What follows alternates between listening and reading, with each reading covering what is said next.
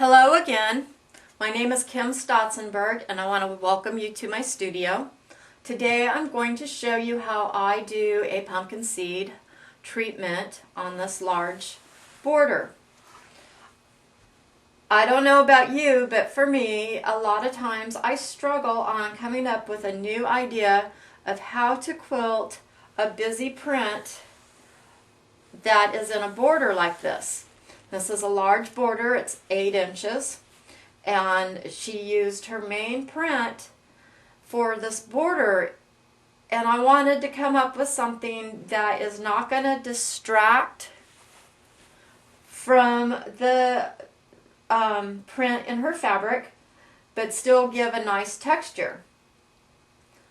On several of her other quilts, I have done the piano key treatment or a beadboard treatment. And so on this quilt, I thought I would give her something different and do a pumpkin seed. The tools I'm going to use to mark my grid line is, this is a template from Pam Clark, Design with Lines, and it is a 2-inch spacing between the lines. And I decided to use that one because 2 inches divided evenly into the 8-inch border. And since I have previous quilting here, I need to line up the lines so that they meet in the same spot as the previous quilting. I'm going to use Miracle Chalk to mark my lines.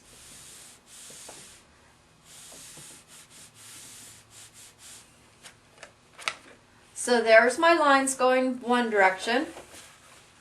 Now going this direction, to get them to line up exactly where I want them, I have to kind of fudge a little bit.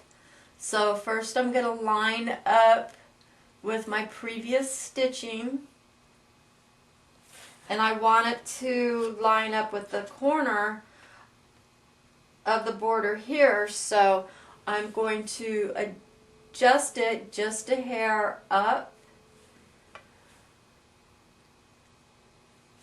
mark my first line, move it up just a hair again, mark my second line, and then that brings me just about even with this corner.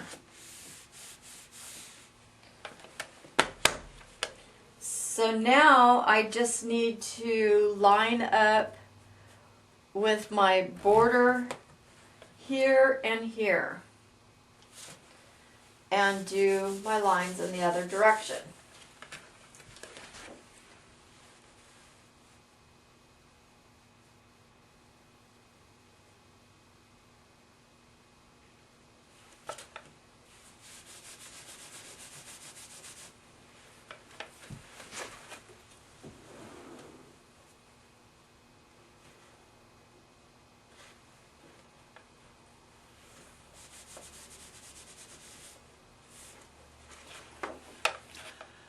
So I'm going to do the same as I previously did up here, lining up my markings. I'm going to start actually though at the other end.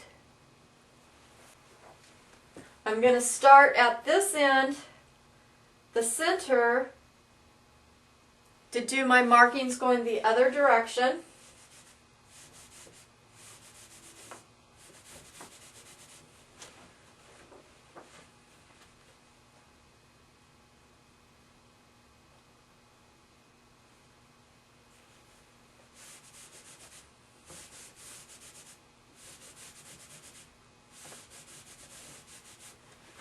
Now I know I'm going to have to fudge them again to get them where I want them to line up on with this border here.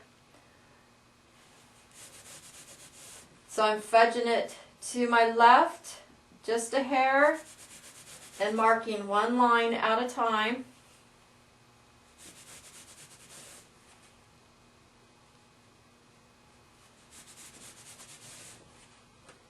until it lines up evenly with that border.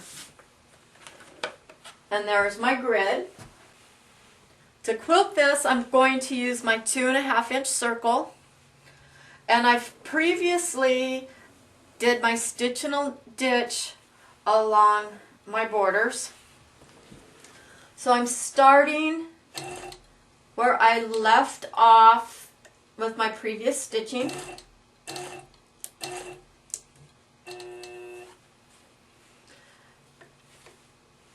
And I'm going to start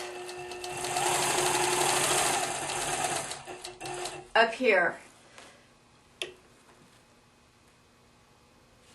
Now, I have been machine quilting on a long arm machine since 1999. So I have several years of practice, and I'm able to place my ruler down, my circle ruler down, and eyeball my 1/4 inch from the intersection of my marking, where it's a 1/4 inch from the intersection to my ruler.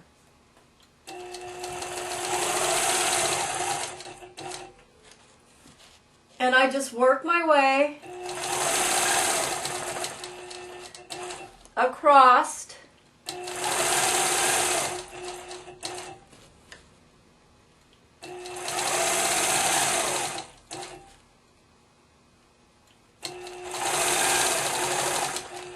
Making sure that I'm intersecting my points as precisely as I can.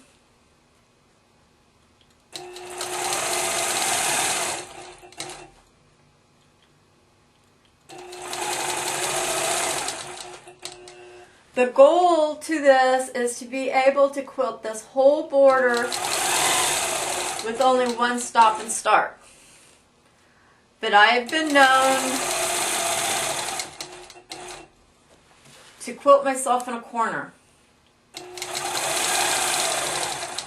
and have to do more than one stop or start.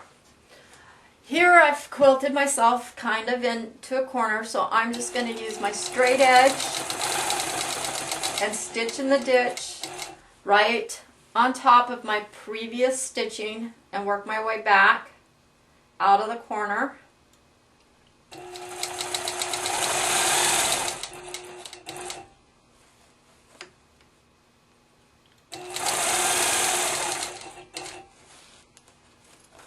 I really have no rhyme or reason where I'm going to go next. I just kind of go where it takes me.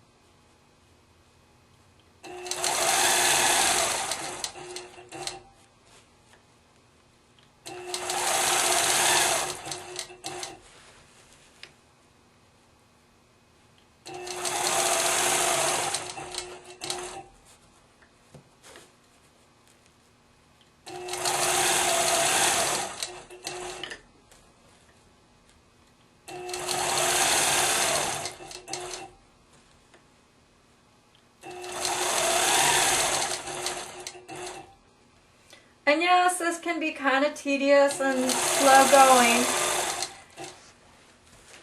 You could do it freehand, but for this quilt, I know my customer is going to be putting it in a show and the fair. So I want my quilting to be as precise as possible.